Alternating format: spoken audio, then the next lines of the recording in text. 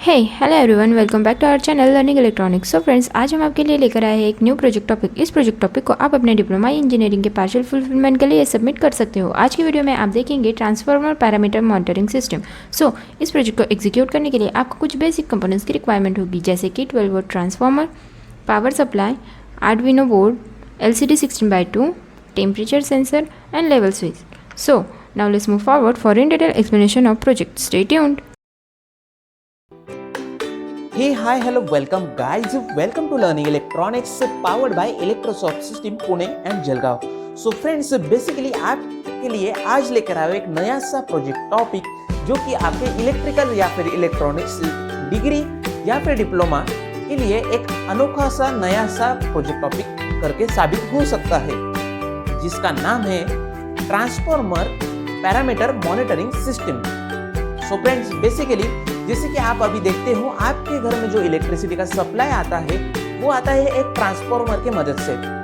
ठीक है, तो ये जो ट्रांसफार्मर है इसका कॉस्टिंग बहुत ही ज़्यादा होता है। तो ट्रांसफार्मर के कुछ पैरामीटर्स होते हैं। ट्रांसफार्मर के अंदर जो ऑयल होता है उसका लेवल हमेशा मेंटेन होना चाहिए, उसका जो टेम्परेचर है वो भी मेंटेन होना चाहिए। अगर ट्रांसफार्मर के ऊपर कुछ ज़्यादा लोड आ जाता है तो उसका टेम्परेचर बढ़ जाता है, तो उसे टेम्परेचर को भी मैनेज होना चाहिए।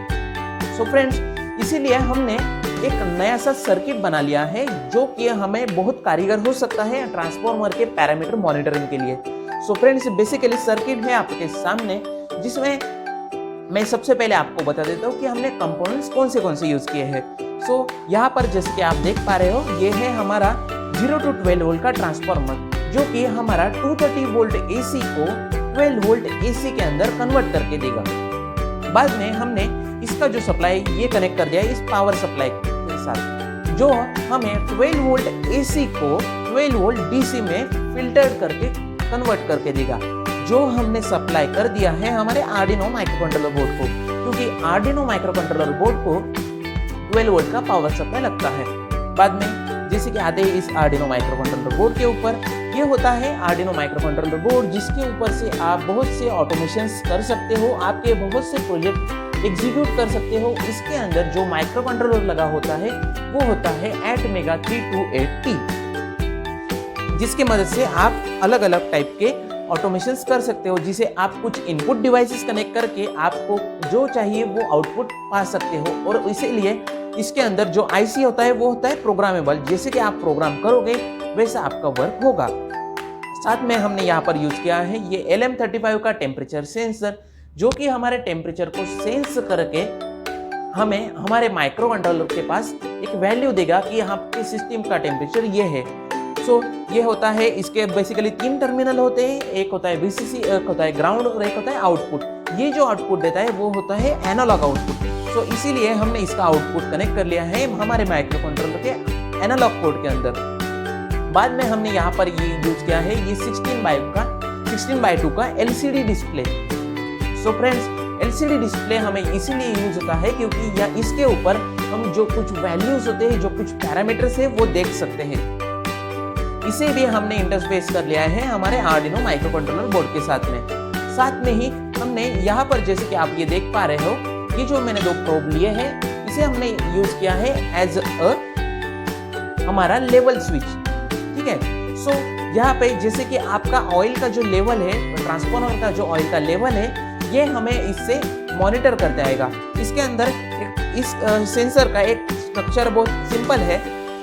इसके अंदर हम एक टर्मिनल के अंदर 5 वोल्ट का सप्लाई प्रोवाइड करेंगे और एक टर्मिनल को रिसीवर के लिए यूज करेंगे। सो जैसे कि हमारा अगर सप्लाई कंटिन्यूअसली आता है तो हमारा ट्रांसफार्मर का ऑयल लेवल स्टेबल है, और अगर सप्लाई नहीं आता है तो इसका मतलब दोनों का कॉन्टेक्ट टूट चुका है, मीन्स आपका ऑयल लेवल कम हो चुका है। सो फ्रेंड्स, बेसिकली इसी कॉन्सेप्ट के ऊपर हमारा ये प्रोजेक्ट वर्क करता है। तो देख लेते हैं इसका कुछ डेमोन्स्ट्रेशन। सो गाइस, डेमोन्स्ट्रेशन के लिए हम सबसे पहले इस सिस्टम का पावर सप्लाई ऑन कर देते हैं। सो पावर सप्लाई ऑन करते ही यहाँ पर जैसे कि आप देख पा रहे होंगे कि यहाँ पर हमारा जो LCD डिस्प्ले है इसके ऊपर हमारा प्रोजेक्ट का नाम आ चुका है, ट्रांसफार्मर पैरामीटर मॉनिटरिंग। यहाँ पर आप देख पा रहे हो कि एक यहाँ पर आपके एलसीडी के ऊपर यहाँ पर आ चुका है टेम्परेचर। ट्रांसफार्मर का जो टेम्परेचर है वो है 33 डिग्री सेल्सियस।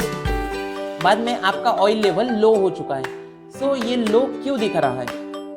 तो जैसे कि मैंने बताया, ये सेंसर का जो कंस्ट्रक्शन है ये इस तरह से है कि अगर इसके अंदर से टोटली सप्लाई कंप्लीटली फ्लो होता है तो ये देगा कि ट्रांसफार्मर का ऑयल लेवल मेंटेन है, और अगर ये कनेक्टेड नहीं है तो ये देगा ट्रांसफार्मर का ऑयल लेवल लो है।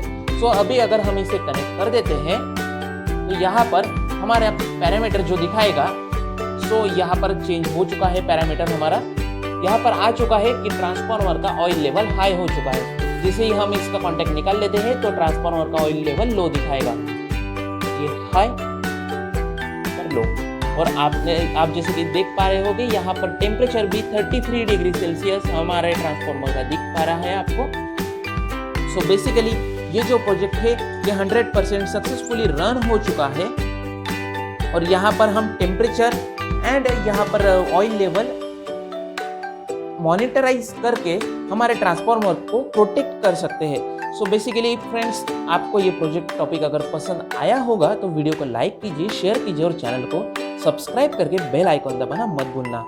आपके लिए लेकर आए कुछ नया सा प्रोजेक्ट टॉपिक्स। तब तक के लिए बाय बाय।